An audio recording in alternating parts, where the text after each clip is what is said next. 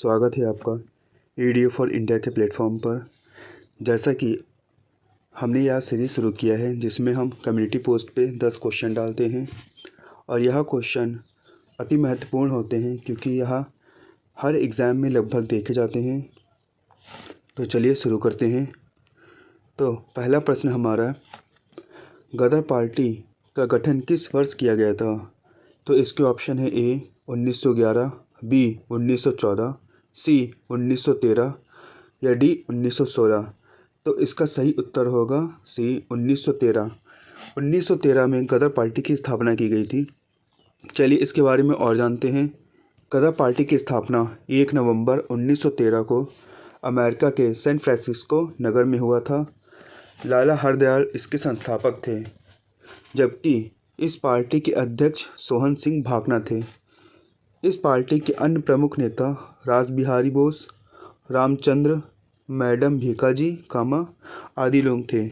चलिए अगले प्रश्न पे चलते हैं।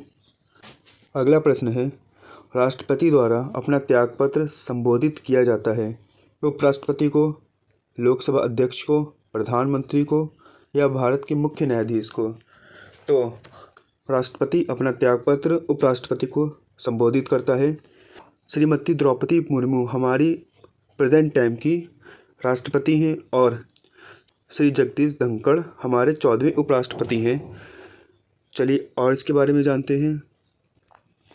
राष्ट्रपति अपना जो त्याग पत्र होता है वह उपराष्ट्रपति को देता है। जैसा इसके अतिरिक्त राष्ट्रपति अगर संविधान का उल्लंघन करता है तो महाभियोग प्रक्रिया, जो कि अनुच्छेद 61 में आता है, इसके द्वारा भी राष्ट्रपति को हटाया जा सकता है।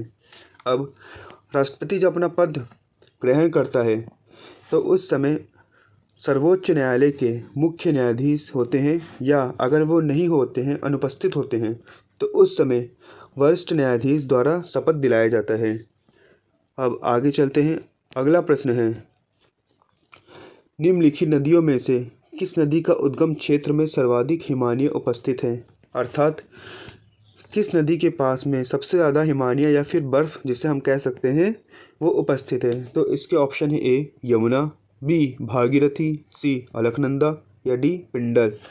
तो इसका सही उत्तर होगा सी अलकनंदा। जैसा कि हम यहाँ मैप में देख रहे हैं, अलकनंदा ऊंचाई पर स्थित है, तो यहाँ पे सबसे ज़्यादा हिमालय पाई जाती हैं। अब अलकनंदा जब आगे बढ़ते हुए यहाँ पे आती है देवप्रयाग में, और भागीरथी जब उत्तर काशी से होते हुए देवप्रयाग में आते हैं, तो यहाँ पे जब इनका संगम होता है तो यहाँ से इस संगम के बाद यहाँ गंगा का उद्गम होता है। चलिए इसके बारे में और जानते हैं। अलकनंदा नदी के उद्गम क्षेत्र में हिमालय सबसे ज़्यादा हिमालय उपस्थित है, जैसा भी हमने देखा। अब अलकनंदा, जिसे विष्णु गंगा कहते हैं, चमोली ज़िले के उत्तरी भाग में स्थित सतोपत शिखर के उल्कापुरी बांक, हिमनद और सतोपन ताल से होते हुए देवप्रयाग में भागीरथी नदी में मिल जाता है, जैसा भी हमने देखा। अब सरस्वती, ऋषिगंगा, पश्चिमी धौलीगंगा, विरथी, लक्ष्मण गंगा, मंदाकिनी, पिंडल, ये सारी नदियाँ इसकी सहायक नदियाँ हैं। अगले प्रश्न पे आते हैं। तो अगला प्रश्न बहुत ही ध्यान देने वाला है। प्रश्न क्या है समझिएगा। निम्नलिखित में से कौन सा पक्षी उड़ान रहित नहीं है? अब इसके ऑप्शन में हम आते हैं। तो इसके ऑप्शन है ए कीवी, बी सारस क्रेन, सी शुतुरमुर्ग या डी एमू।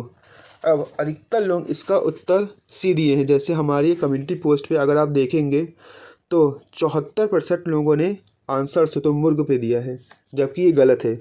अब क्वेश्चन पे हम आते हैं। तो इसमें दिया उड़ान रहित। उड़ान रहित का मतलब जो नहीं उड़ सकता, लेकिन उसके आगे नहीं कभी जिक्र किया है, मतलब उड़ सकता है।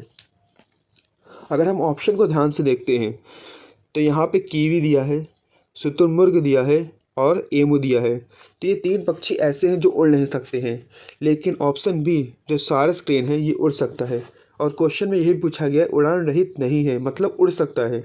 तो इसका सही उत्तर होगा बी सारस क्रेन। और सारस क्रेन उत्तर प्रदेश का राजकीय पक्षी भी है। तो चलिए इसके बारे में और थोड़ा सा जानते हैं। तारस विश्व का सबसे विशाल उड़ने वाला पक्षी है। इसे क्रोंच के नाम से भी जाना जाता है। अब शुतुरमुर्ग सबसे बड़ा जीवित और दौड़ने वाला पक्षी है जैसा हम जानते हैं, और इसका अंडा सबसे बड़ा होता है जिसका वजन लगभग 1.5 किलो या फिर उससे ज़्यादा होता है। कीवी कीवी भी एक तेज़ दौड़ने वाला पक्षी है जो कि न्यूजीलैंड में पाया जाता है। अगले प्रश्न पे हम आते हैं। अगला प्रश्न है, असहयोग आंदोलन कब वापस लिया गया? तो इसके ऑप्शन है ए 1920 में, बी 1922 में, सी 1931 में, या डी 1927 में। तो इसका सही उत्तर होगा बी 1922 में। तो असहयोग आंदोलन 1920 से 1922 तक चला था। चलिए और जानते हैं इसके बारे में। तो चौरी चौरा घटना के आहत होने के कारण गांधी जी ने असहयोग आंदोलन को समाप्त करने का निर्णय लिया। जो चौरी चौरा कांड हुआ था जो कि गोरखपुर के पास में है, तो इसके बाद गांधी जी ने इस आंदोलन को वापस लेने का निर्णय कर लिया था। 22 फरवरी 1922 को बरदौली में हुई कांग्रेस की कार्य समिति की बैठक में इस आंदोलन को समाप्त करने की घोषणा कर दी गई। अगला प्रश्न हिंदी से है, जो कि क्वेश्चन है, मार्च शब्द पर्यायवाची है। मार्च शब्द किसका पर्यायवाची है? ऑप्शन है इसके जादू का, बी स्वर्ण का, सी अधम का, या डी अनंग का। तो इसका सही उत्तर होगा डी अनंग का। तो अनंग का आशय क्या होता है? तो अनंग का आशय होता है कामदेव। तो अब अगले प्रश्न पे हम आते हैं। अगला प्रश्न है, उन्मूलन का विलोम होगा। तो इसके विकल्प है ए आमूलन, बी निमीलन, सी समूलन, या डी रोपण। तो इसका सही उत्तर होगा डी रोपण। रोपण उन्मूलन का विलोम होता है। अगले प्रश्न पे आते हैं। अगला प्रश्न है, इनमें से अशुद्ध वर्तनी वाला शब्द है।